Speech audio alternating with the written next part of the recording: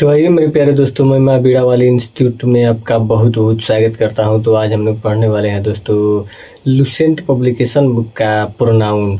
तो इसके पहले दोस्तों क्लास नंबर 4 तक हो चुका था, तो आज हम लोग पढ़ेंगे दोस्तों क्लास नंबर 5। तो इसके पहले दोस्तों हम लोगों ने इट का प्रयोग पढ़ा था और रूल नंबर 3 तक पढ़ लिया था। तो आज हम लोग पढ़ेंगे दोस्तों रूल नंबर 4 से। तो आइए दोस्तों पढ़ते हैं, और वो भी एकदम बेसिक से।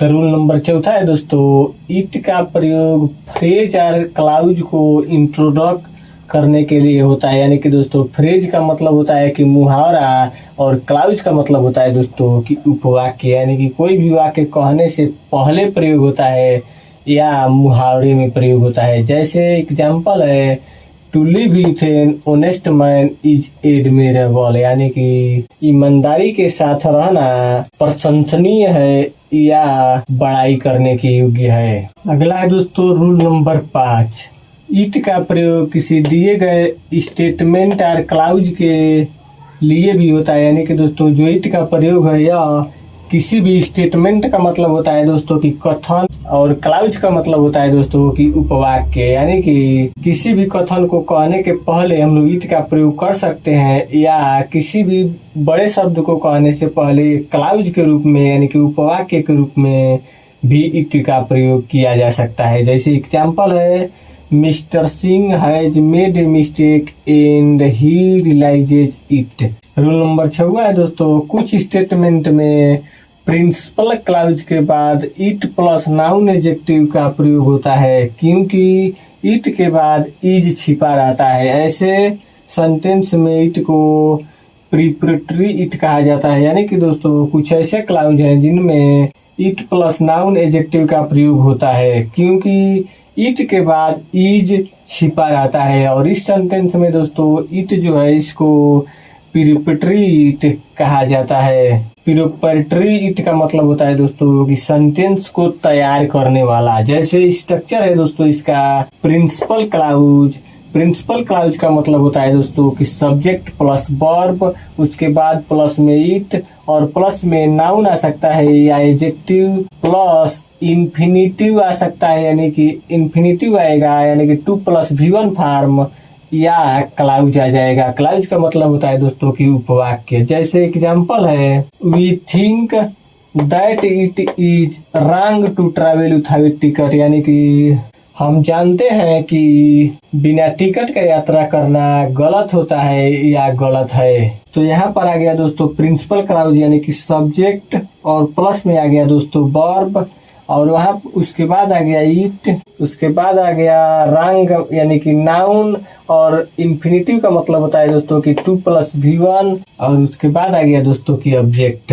अगला है दोस्तों नोट। ऐसे वाक्य इज के बिना लिखे जा सकते हैं, लेकिन इट के बिना नहीं लिखे जा सकते। यानी कि दोस्तों जो ऊपर लिखा हुआ सेंटेंस है यह इज के बिना लिखा जा सकता है, क्योंकि रूल नंबर 6 में बताया गया है कि इट के बाद इज जो है छिपा रहता है, यानी कि छिपा भी सकते हैं। तो इसीलिए दोस्तों ऐसे सेंटेंस इज के बिना लिखे जा सकते हैं, लेकिन इट के बिना नहीं लिखे जा सकते।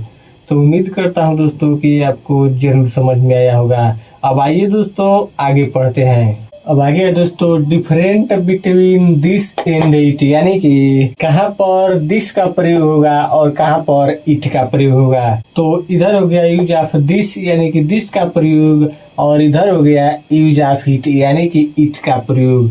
तो पहला है दोस्तों दिस का प्रयोग किसी व्यक्ति वस्तु के नाम, पहचान, समीपता आदि का बोध कराने के लिए होता है। यानी कि दोस्तों जो दिस है इसका प्रयोग किसी भी व्यक्ति को दिखाने के लिए, या किसी भी वस्तु को दिखाने के लिए, या किसी भी नाम को दिखाने के लिए, या पहचान को दिखाने के लिए, या समीपता का मतलब होता है दोस्तों कि नियरेस्ट या लगाव दिखाने के लिए होता है। जैसे एग्जाम्पल है, दिस इज ए बुक, यानी कि दोस्तों यहाँ पर ये बुक हो गया वस्तु, यानी कि वस्तु को दिखाने के लिए दिस का प्रयोग हुआ है। ऐसे ही व्यक्ति दिखाने के लिए, नाम दिखाने के लिए, पहचान दिखाने के लिए, या समीपता दिखाने के लिए भी दिस का प्रयोग होता है।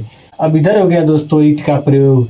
तो इट का प्रयोग समय, दूरी, मौसम आदि का बोध कराने के लिए होता है। यानी कि दोस्तों जो इट है इसका प्रयोग अगर जो समय को दिखाना हो तब होता है, या दूरी यानी कि डिस्टेंस दिखाना हो तब होता है, या किसी भी मौसम की बात हो तब होता है। जैसे एग्जाम्पल है इट इज 9 AM, यानी कि दोस्तों यहाँ पर समय दिखाया जा रहा है तो इसलिए यहाँ पर इट का प्रयोग हुआ है। अगला है दोस्तों इट इज समर, यानी कि समर यानी कि मौसम दिखाया जा रहा है कि यह जो है गर्मी का मौसम है, तो इसलिए मौसम दिखाने के लिए इट का प्रयोग हुआ है।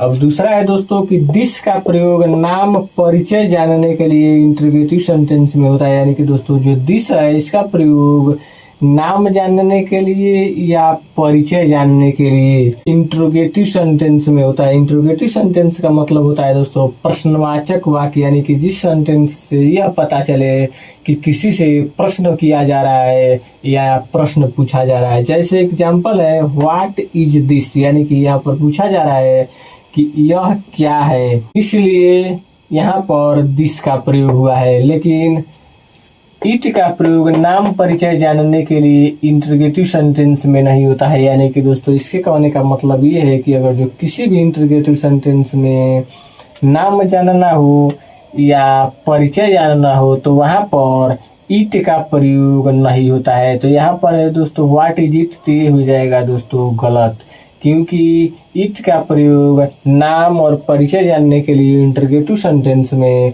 नहीं होता है। तो उम्मीद करता हूँ दोस्तों कि आपको जरूर समझ में आया होगा। तो दोस्तों आज बस यहीं तक, फिर मिलते हैं अगले दिन ऐसे ही बेसिक क्लास के साथ। धन्यवाद।